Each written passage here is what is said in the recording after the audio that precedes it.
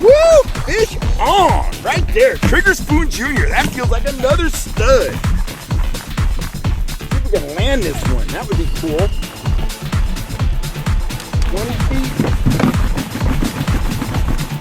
On the Trigger Jr. Man, that fish is fighting.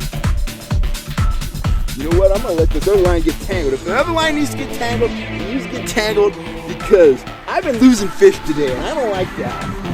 So we're going to concentrate 1,000,000% on landing this guy.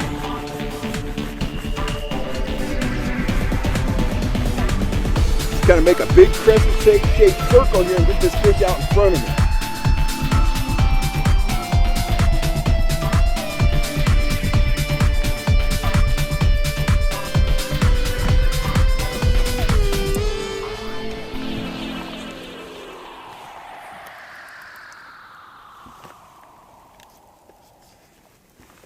Woo! Nice fish. Nice brown. I think it's a brown.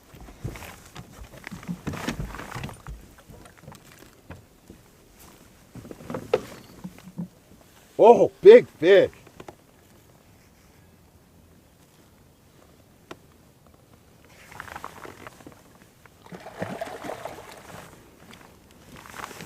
Yes, right there. Woo! Ha ha! Oh, beautiful cutthroat. Wow. Couldn't lay off that Trigger Spoon Jr. 20 feet deep. What a beauty. Man, oh man. Look at that amazing trout. Who says you got to go to Pyramid Lake to catch cutthroat? Look at that beautiful fish. Man, what a dandy trout. Jumped all over that orange Trigger Spoon Jr. We're going to get this guy back in the water and get on with our troll. But there he goes. Whoop. Go get him, Tiger. Awesome. Totally awesome.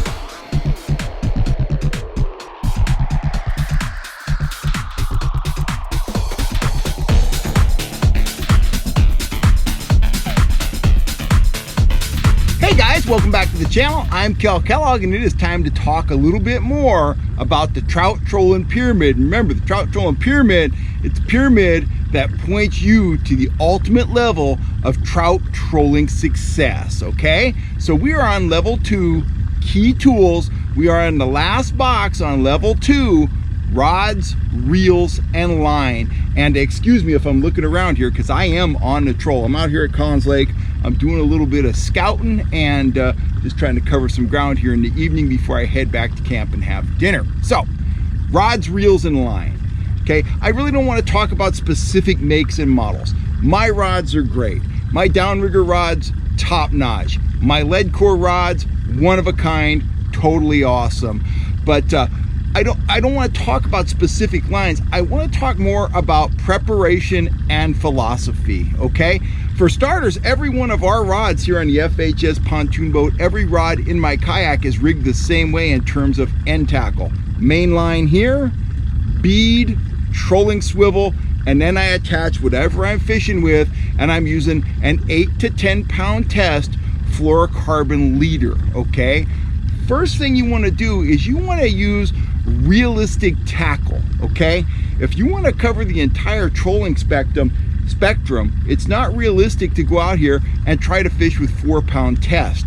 That's a recipe to lose a big fish and to fight big fish that you do land too long, and if you want to release them, they're just not going to make it because they're completely and totally exhausted, okay? So what you're looking for is gear that gives you the ability to land a big fish while still making, you know, small fish fun to catch. We could go out here, we could trout troll with marlin tackle and we would land fish, but none of them would be very much fun to catch because the gear would overpower them. So, you know, you want to walk that line between having something that makes small fish fun to fight and it makes it realistic to land a big fish. The question I always ask myself every day is this rod and reel ready to land a 10 pound trout? Could I take it down to the California Delta and land a 15 pound striper on it? If the answer is no, there's something wrong with my gear, okay? Terms of the action on the rods, that's personal preference. Some guys prefer a really fast action rod.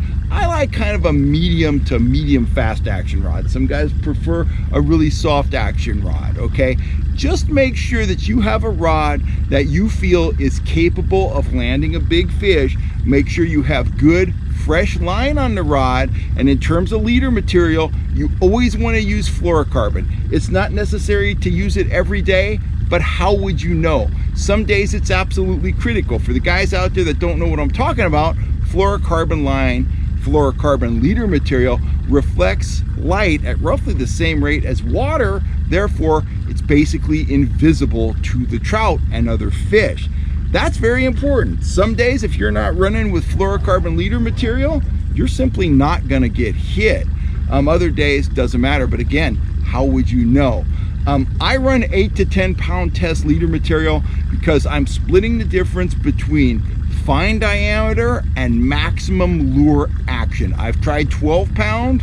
It kills the action of the lures too much, and I'll get outfished by Wes when he's fishing 8 or 10 pound test leader material. I seldom go below 8. It's just too light to consistently land big fish on when you're on the troll, when you're pulling, you know, multiple lines, when you're gonna keep on moving after you hook the fish, and you need to be able to land an 8 or a 10 or a 12 pound fish from a moving boat. That's why we use 8 and 10 pound test leader material. It's proven. You can look at the videos here on the channel. We land some tremendously large trout here at Collins Lake and at other lakes. So make sure your tackle is up to the task. Reels, I like a fairly high speed reel. Sometimes you need to fish way behind the boat, and when that happens, when I want to reel in and change lures, I want to reel in quickly. I don't want to reel for 2 minutes to get it in because I'm running a reel that has a 3-to-1 gear ratio. 5-to-1 is about right. It's also great if you get a big hard fighting fish on, say the fish that live up at Eagle Lake, California or something like that, trout that are capable of charging the boat and developing slack in the line. You want to be able to keep up. You want to not allow that fish to develop slack in the line.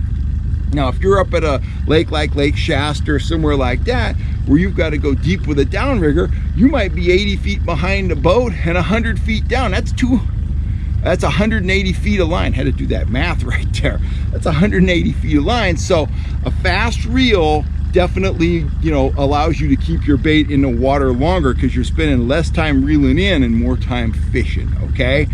Final point about reels, line counters are awesome. They help you keep track of how much line you have out, you know, stuff like that.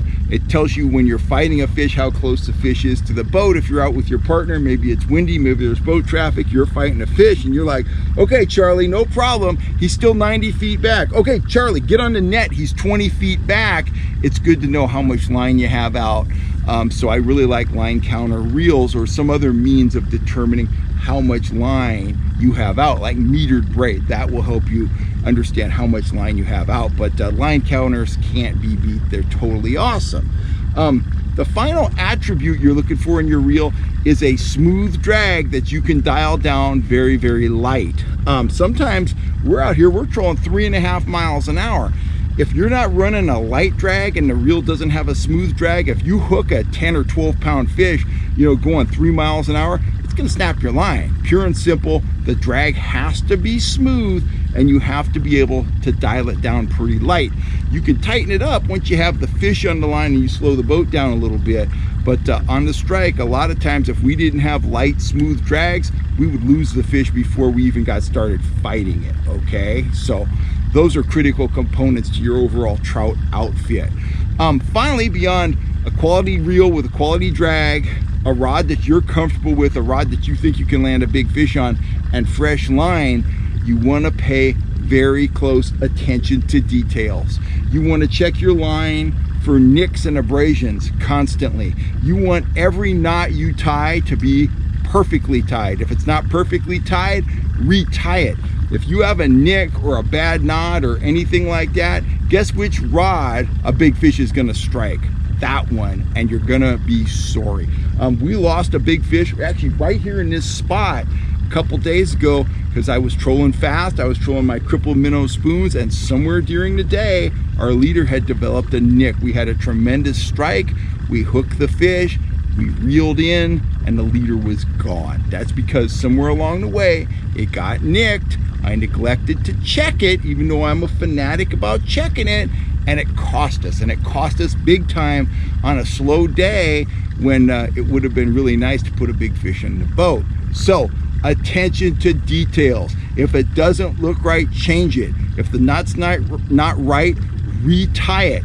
All that attention to details equals extra fish, and when you're catching extra fish, that means you're going to be landing more big fish, because the more fish you put on the end of your line, the more big fish you're going to hook, the more big fish you're going to land. So that's really all there is to it in terms of rods and reels and line.